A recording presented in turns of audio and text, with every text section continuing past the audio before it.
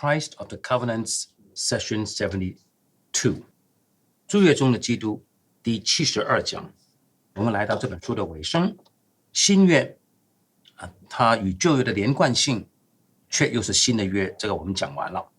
现在我们来讲另外第二方面，就是新的约是针对个人的，那么它是不是也同时针对群体的呢？我们不可以把旧约的群体性和新约的个人性把它对立起来呢？上一讲我们听到我们的作者引用了 R.K. Harrison 海利顺的耶利米书和耶利米哀歌的注释里面说，耶利米的伟大贡献就是他看到新约来的时候呢，信心是个人的，灵命是个人的，有别于旧约的群体性。下面是作者对这方面的批判。This perspective recognizes appropriately a focal aspect of the new covenant as conceived by Jeremiah. 海利顺的观点角度呢，很恰当的看到耶利米也是理解新的约有它的一个重要的核心的层面。A one-to-one relationship of the Spirit certainly is a key factor in the new covenant. 灵里的一对一的关系肯定是新的约里面一个关键性的因素的。But this passage of Jeremiah should not be cited to prove the substitution of the individual for the people of God as a whole in the new covenant. 可是我们不应该引用耶利米书这段经文31章来证明呢，在新的约里面，个人取代了上帝子民的整体的。Jeremiah does not set a personal faith relationship in the new covenant in opposition to a corporate relationship. 耶利米并没有把新约里面一种的个人的信心关系与群体关系对立起来。耶利米没有做这方面的对立的。He maintains both of these features with equal emphasis. 耶利米是同时坚持强调这两方面的特点的，就是个人性跟群体性。The prophet explicitly states that the new covenant shall be made corporately.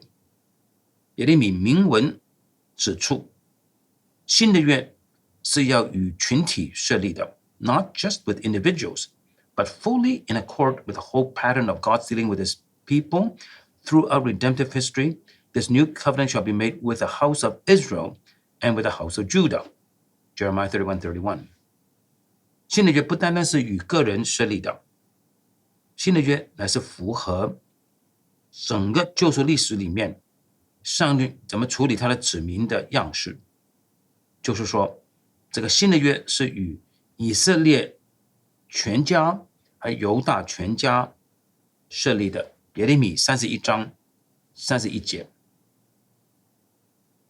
One effort to resolve this tension between the corporate and the individualized aspects of the new covenant suggests, 那有人从另外一个角度呢，尝试去解决新的约里面的群体性跟个人性，解决这个的张力的，他们怎么来解决呢？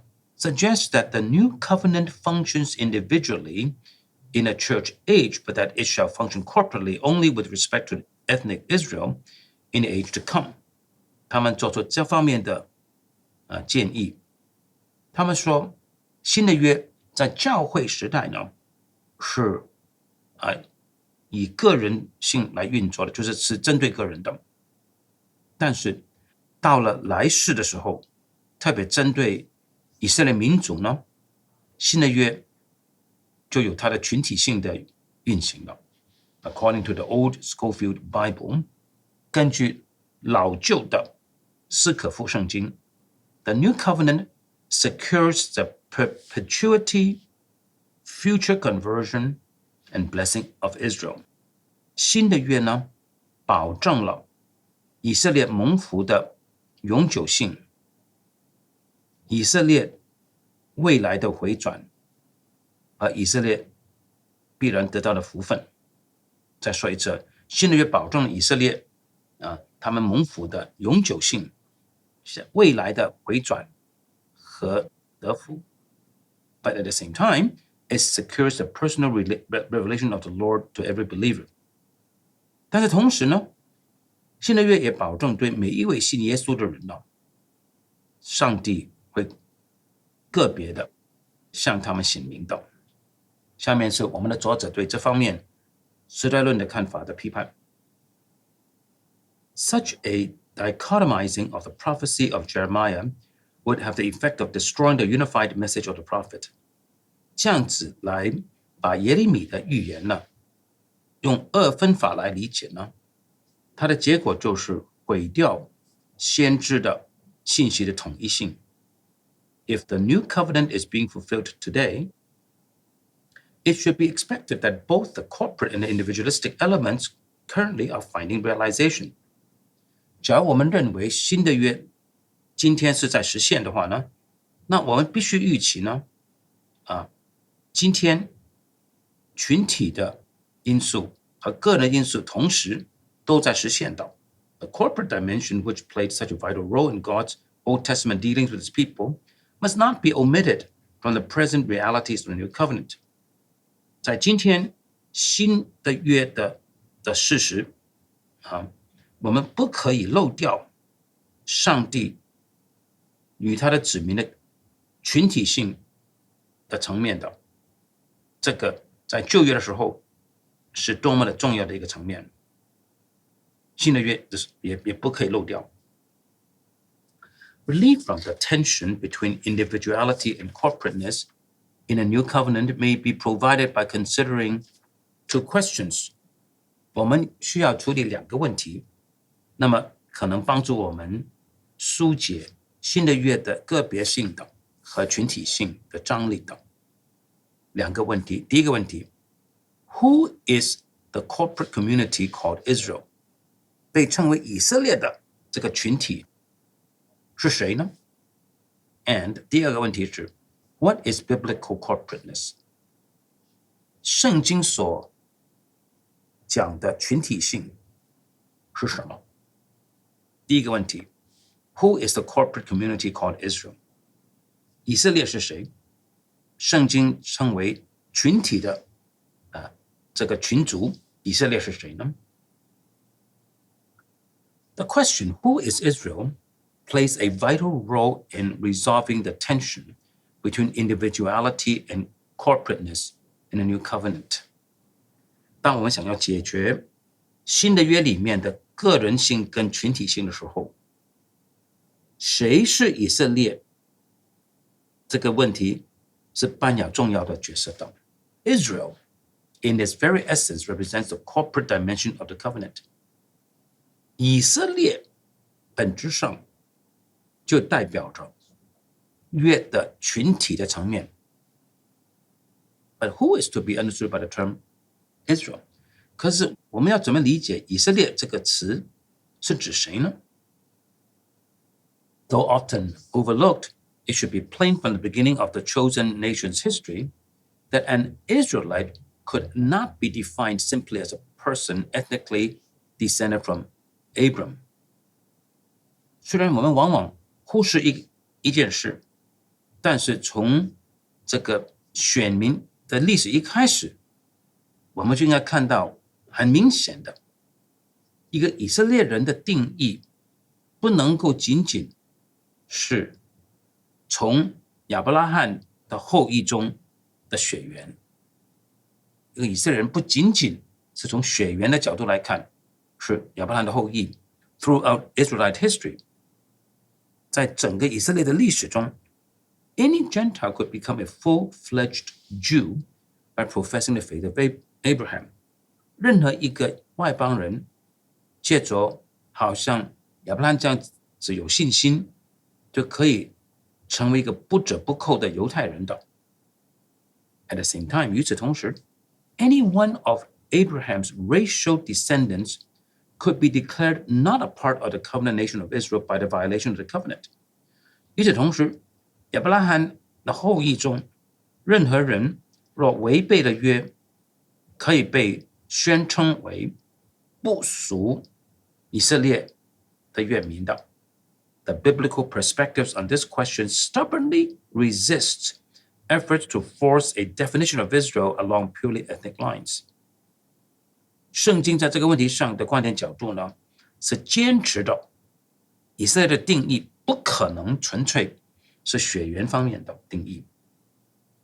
On the other hand， 但是从另外一个角度来看 ，it is an oversimplification of the problem to suggest that Israel, from the biblical perspective, is to be identified with the elect people of God。我们若认为以色列从圣经的角度来看就是上帝的选民的话，这又把问题太过简化了。While the ethnic aspect of this question does not resolve the whole problem， 是的，我们用血缘、用民族性来做以色列的定义呢，这解决不了这个问题的。但是 ，it is a feature that must not be overlooked。我们却不可以忽略民族性这个特点的。Certainly, from an Old Testament perspective, the ethnic community of those descended from Abram essentially were incorporated as the covenant people of God。旧约圣经的观点角度肯定是亚伯拉罕的后裔这个民族呢，肯定基本上本质上是被纳入上帝的约民里的。Part of a solution to the problem of the identification of Israel involves recognizing that the term has more than one use in Scripture。我们怎么来解决以色列是谁这个问题呢？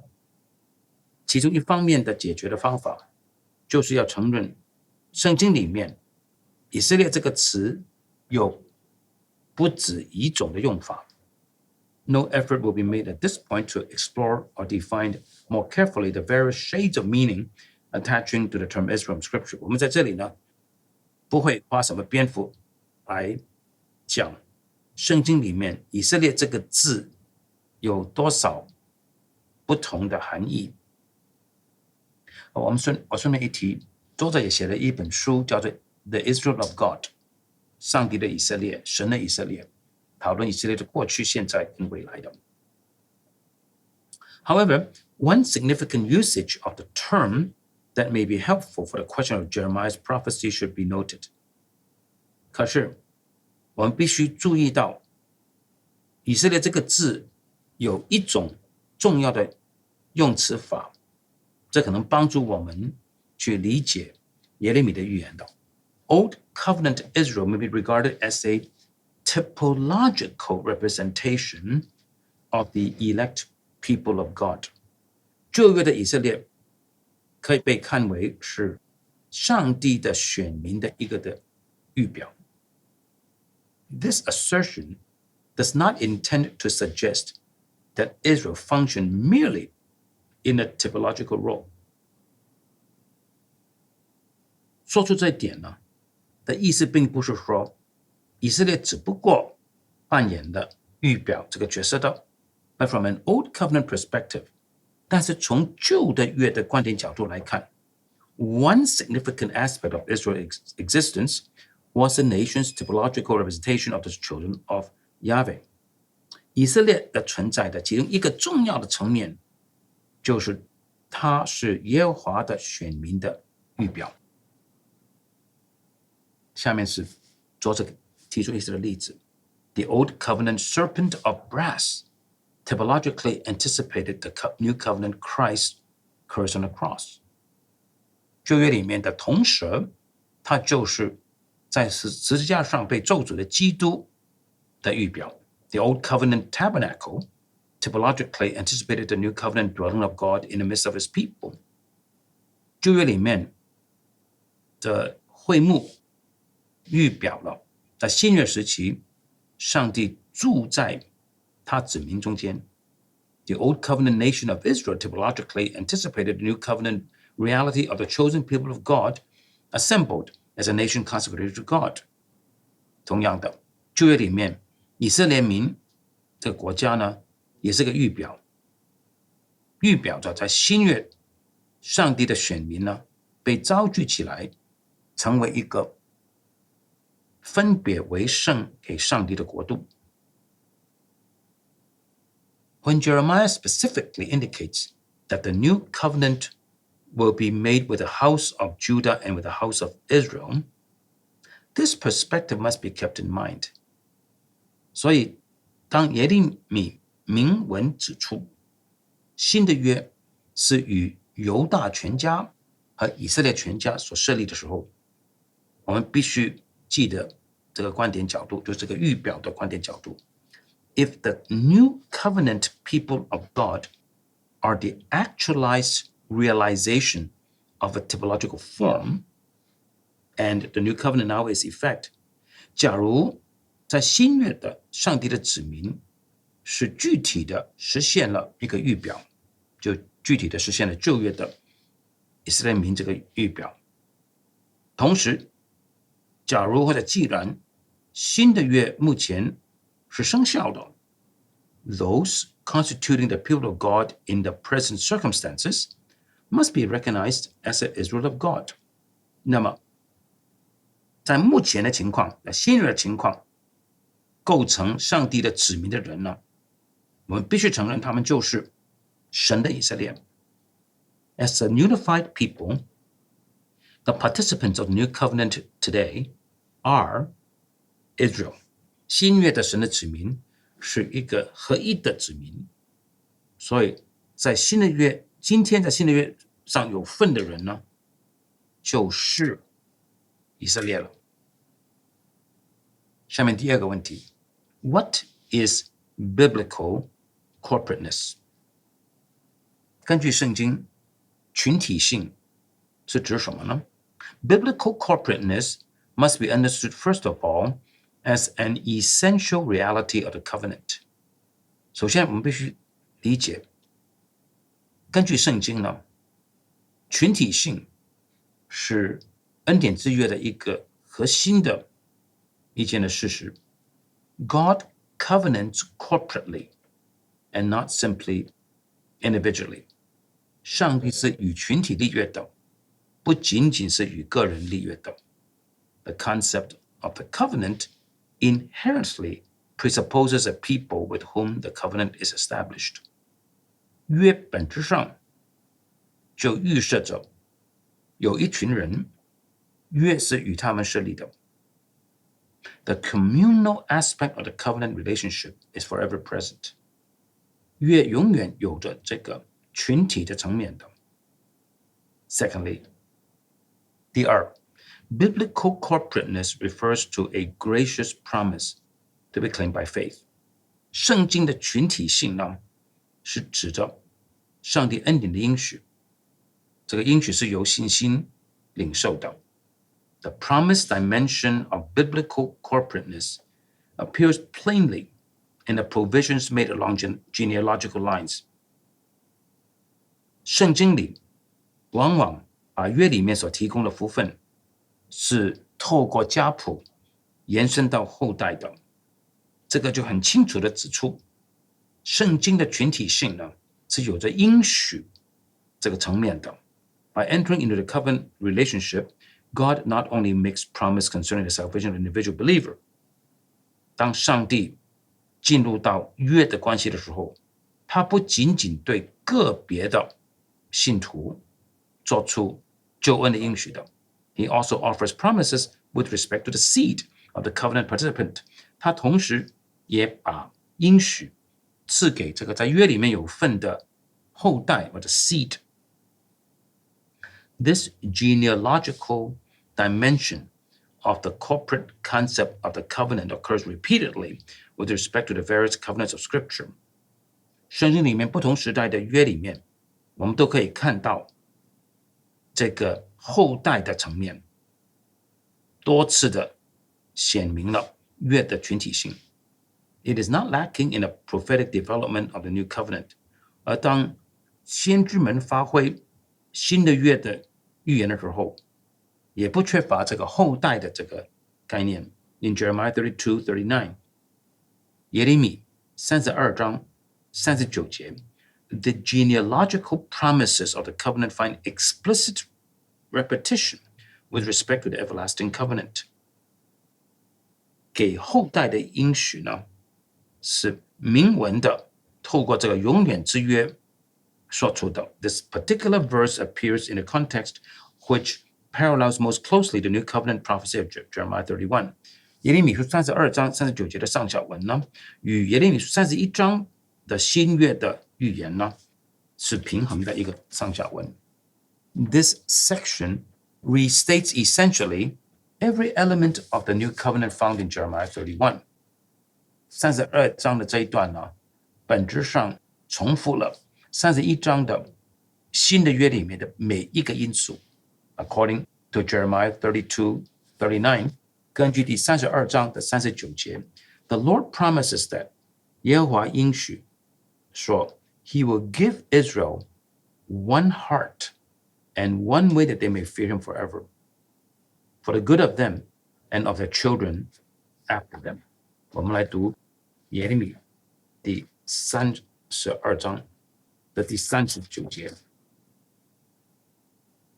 我要使他们彼此同心同道，好叫他们永远敬畏我，使他们和他们的后世的子孙得福乐。我读新译本。我要使他们有同一的心志和同一的行为，终生敬畏我，使他们和他们的子孙都得到福乐。The promise of the covenant relates to the community of people. 约里的应许呢，是与一群人有关的。It includes not only the participant himself, but also his children. 不仅仅包括了在约里面有份的人，也包括他的后代的。Corporateness, obviously, is a part of the new covenant community. 群体性很明显的是新约的一个的特质。The genealogical principle is an integral aspect of biblical corporateness. 圣经的群体性里面不可或缺的因素就是这个后代的原则。It is a gracious promise to be claimed by participants in a new covenant. 新约里面，在约里面有份的人呢，也领取关于后代的这个恩典的应许的。It is an essential reality of the covenant. 这个是约里面的一个核心的一件事实。A third aspect of biblical corporateness. 好，我们来看圣经里的群体性的第三个层面。Simply has to do with the fact that corporateness functions as a complementary feature to individuality.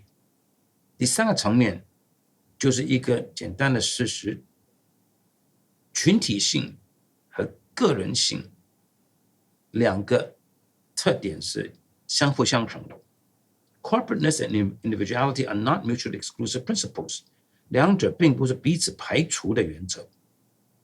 Problems arise in the covenant community when either corporateness or individuality is excluded from an understanding of the covenant relationship. 当我们对约的关系把群体性或者个人性排除的话，约的群体里面就有问题产生了。Presumption occurs when corporateness is recognized apart from individuality. 假如约民承认群体性，却忽略了个人性呢，就会有狂妄。Isolationism occurs when individuality is recognized apart from corporateness. 而假如承认个人性，却忽略了群体性的话，就会有个人的孤立主义。一方面是狂妄，一方面是把自己孤立起来。Jeremiah, in his New Covenant prophecy, gives full recognition to both of these principles and their roles in the New Covenant community. 当耶利米预言新约的时候，他完全承认这两个的因素，因为这两个因素在新约群体里面都要扮演他们的角色的。Unless both these principles are understood right, 除非我们对这两个原则都正确的理解，a true appreciation of the promise of the new covenant by Jeremiah cannot be comprehended. 不然的话，就不可能体会到耶利米所应许的新约。我们这一讲讲到这里，下一讲呢就要讲到新的约的第3方面的观察 ，internal reality versus external substance in the new covenant。第3方面的观察就是新的约里面的内在的实在、内在的事实和外在的本质，是原著的290到300页。到了第300页的时候，全书就结束了。我们这一讲就停在这里。